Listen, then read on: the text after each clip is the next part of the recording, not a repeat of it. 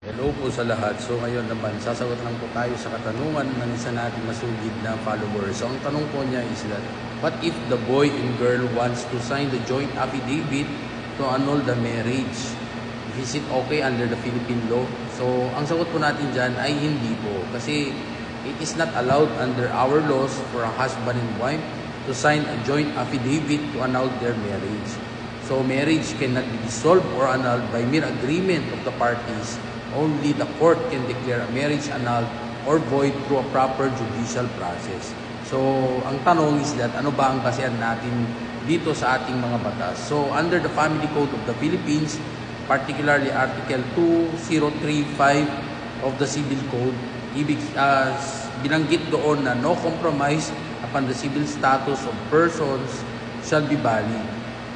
So, nandun din sa ating Article 3 of the Family Code that marriage is a special contract of permanent union between a man and a woman, and it is not subject to any stipulation or agreement to end it. So thus, even if the spouses agree that they want to annul or end the marriage and sign a joint affidavit, it has no legal effect. It is void and not recognized by the court or the civil registrar. So ang tanong dyan would be, if both parties genuinely want to end the marriage, so anong gagawin nila? So these are the proper legal remedies. Unang-una dyan would be to file a petition for annulment.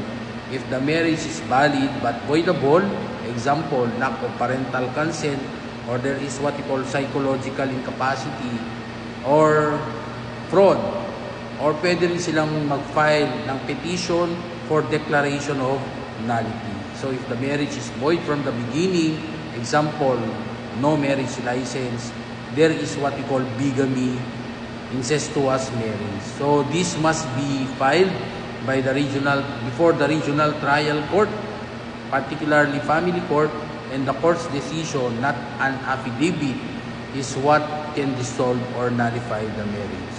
So, Atty. Kid Castro, panatag ang loob ng taong may alam. Hanggang sa muli.